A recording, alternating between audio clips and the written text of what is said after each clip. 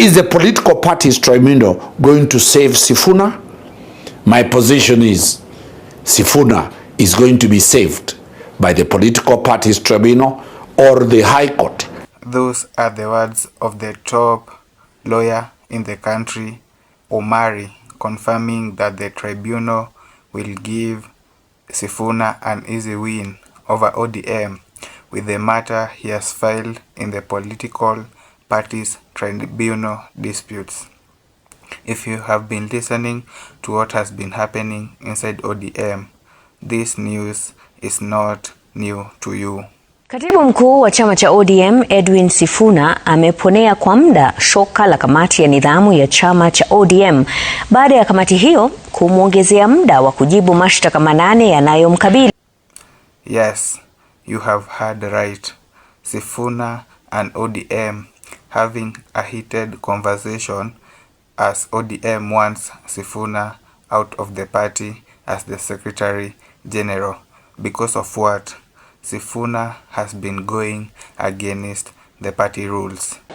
A democratic party has structures, and when you are a leader and a policy maker in any of the structures, then you must go by the cardinal principles of democracy. For those who don't know, Sifuna is a well-learned lawyer, and the case before him he understands much better because he has dealt with such cases when he was inside ODM. Now, to make the matters worse, Sifuna has went ahead and signed a top lawyer in the Lawyers Council. I want you to hear who Lawyer Omari has said Sifuna has hired. Secretary General, the embattled Secretary General of ODM, Edwin Sifuna, has hired a senior counsel.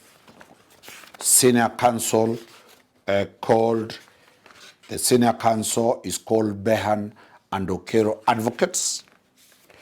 Isaac Okero was formerly the president of the Law Society of Kenya. Yes, what you have heard is that the lawyer that Sifuna has hired is one of the top lawyers also in the country who also served in the top law firms in the country. Now, my reasons are these on why Sifuna will win against ODM in the tribunal. My first reason is that the timing at which ODM is filing this case isn't perfect with what is happening inside the party right now.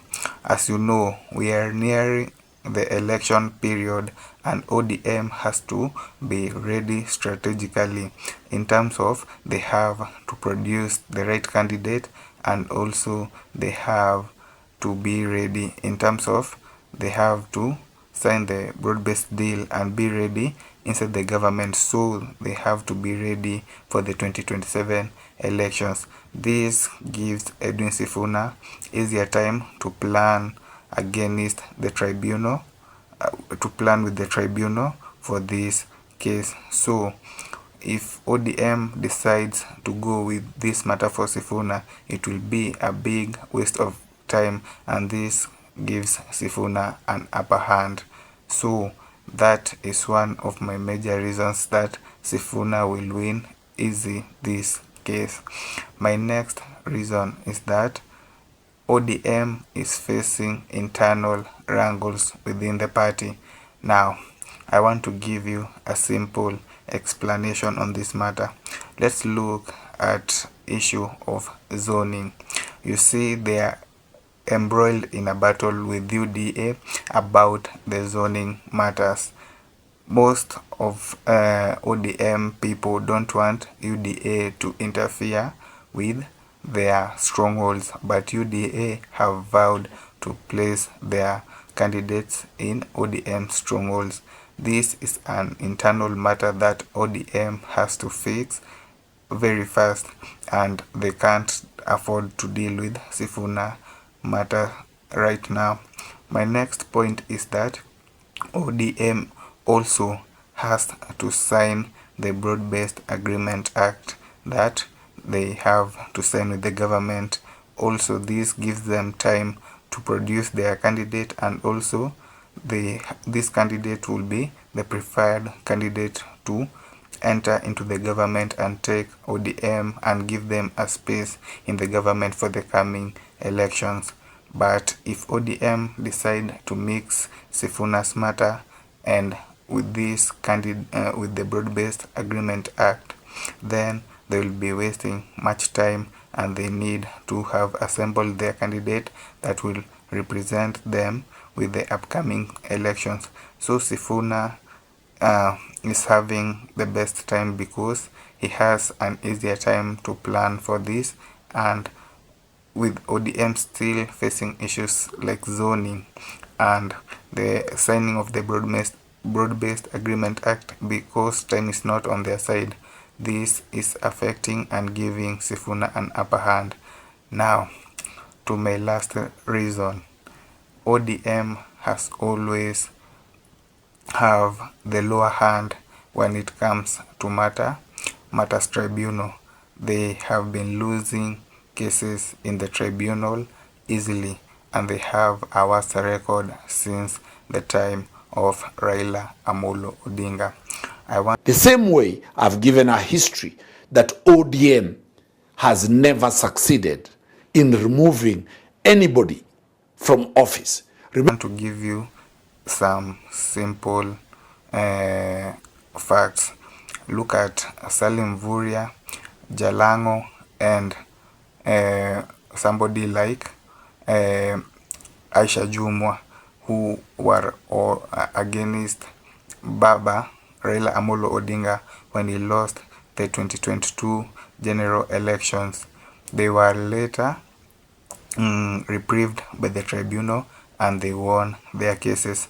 Right now, all of them are inside the government through the Broad-Based Act, except Aisha Jumwa, who was kicked out as the CS, but Salim Vuria is the CS of sports, and Jalango is an MP in Langata. So you can see that ODM solving their internal matters through the tribunal has become a serious case, and they have been losing over time in the tribunal. Unlike UDA, who was the first party to kick a deputy president inside the party for the first time in the history of Kenya, with all this happening inside ODM. And to remind you, Sifuna was still the SG at this time. So this gives Sifuna an upper hand coming into hearing his case at the tribunal. I want you to listen to what the tribunal said when Sifuna filed his first case. Is that the tribunal said, go back to the ODM and invoke the provisions of disciplinary processes within ODM. But they put a caveat: the position of the Secretary General should not be filled. The tribunal said that the ODM should invoke the party principles and solve the matter according to the party principles. So they cannot remove Sifuna until they hold internal elections to determine whether Sifuna will continue as the Secretary General. Looking at this case, Edwin Sifuna already holds the upper hand in this case, and with timing issue also giving him an upper hand, he may easily win the case, although he might not win it at the parties tribunal dispute. He will take the matter to the High Court and derail this process, thus giving him an upper hand. In my next episode, I want to tell you and explain to you why Sifuna is having a political rise with these internal wrangles at ODM, and I also want to dive in matters involving the Linda Mwananchi. Ensure you stay tuned inside the channel and also share your thoughts in this matter. keep it political pass. This is where we keep Kenyan politics that matters. Ensure you subscribe, turn on the notification bell, and give this video a thumbs up. Till our next episode, it's a goodbye.